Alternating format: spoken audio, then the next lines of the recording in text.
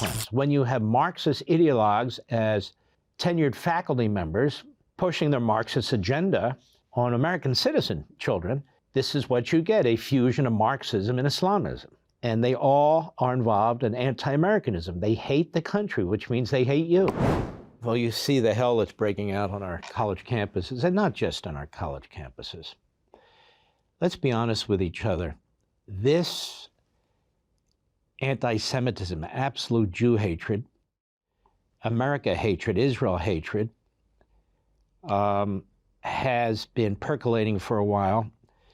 It started with Obama, probably before him, but it really got a big push with Obama. The last years of the Obama administration, you can look this up, he made it a priority to import migrants into the United States from heavily Muslim countries.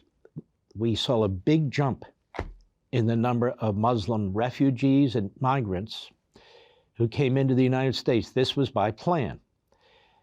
Now, what's the problem with that? The problem is, ladies and gentlemen, when you're destroying the assimilation process within the United States, that is, with these Marxist professors, Marxist authors, with a media that hates our country, people who come into the country with their own culture are not assimilated into our culture because our culture is being attacked. From our educational institutions, that is public schools, colleges, and universities, through our media and our entertainment. That's why CRT, DEI, ESG, and all the rest of the Marxist alphabet soup is so damaging to the country. And this is not a majority view. These are basically minority ideologues, and I don't mean race, I mean minority from a mindset. Minority ideologues imposing their will through the various communications channels we have and the various educational channels that we have. Our schools, TV, newspapers, radio, what have you. And that's what's been going on.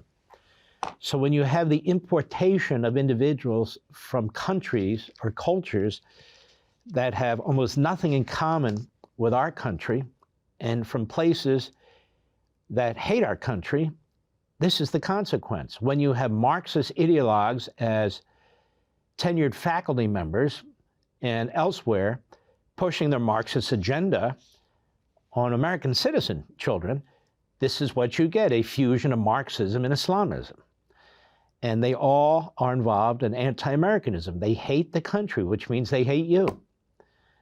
And of course, they'll hate Israel because Israel is now, as I wrote in American Marxism, and you hear this all over the place, and that's a good thing, in this Marxist model, the oppressor, and of course the terrorists who attack them and outnumber them 30, 40-fold, they're now the victims. They're the oppressed, you see. So all this extremist radicalism is being taught, it's being embraced, and now it's being practiced. And it's also being funded. It's being funded by Democrat Party billionaires through dark money contributions, laundered through organizations. Soros is one of the many billionaires behind it. These are the same people funding the Biden campaign and funding the campaign for Democrats in the House and the Senate, which is why they almost uniformly line up against Israel and line up against America and line up against Trump. They will do anything for power. And so it's the same forces behind the so-called establishment Democrat Party, which is a radicalized Marxist party that has a big wing of Hamas Islamists, and the Islamist movement that's funded by the Hamas network.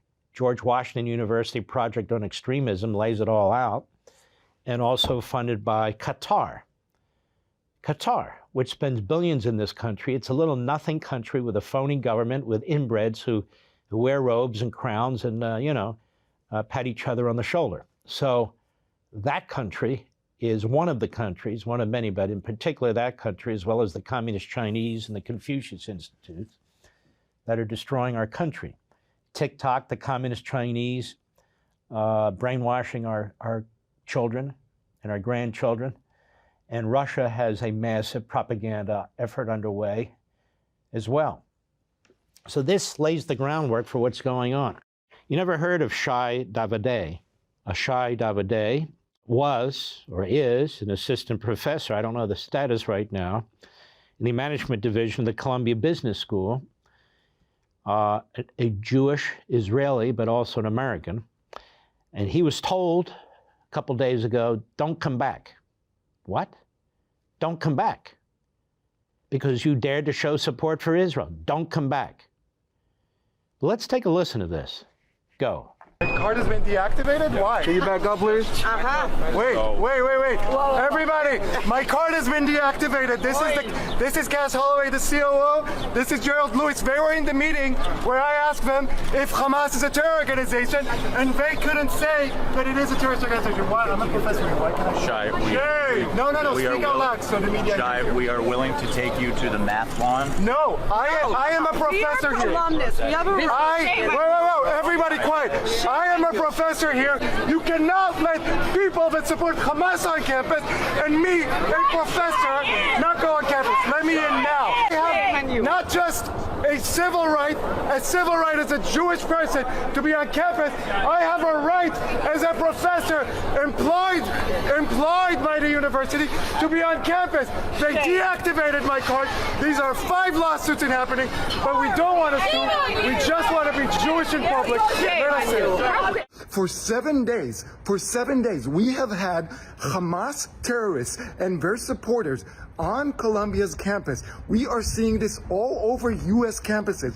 I am having students and parents and grandparents from all over the country, from different universities, email me, call me, text me, telling me how scared they are, asking me what's going to happen. And I don't know. I don't know what's going to happen. But I do know that if the media doesn't take this seriously, if they only use it for rating, they don't realize that they are pushing a narrative of killing Jews is okay, or at least calling for the murders of Jews is okay, then we are headed to Auschwitz.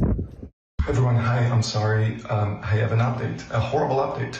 Right now, Columbia University has given the protesters until midnight to somehow reach a deal with the administration before they get dispersed. They are negotiating with them about how they will leave the encampment. This is how terrorism works. Wake up. It happens everywhere. They first tell you we will not stop terrorizing you until you meet our demands. Then you meet some of their demands, and then they keep terrorizing you. It happens everywhere. It's not just about Israel. It's about the United States. Put that in your minds.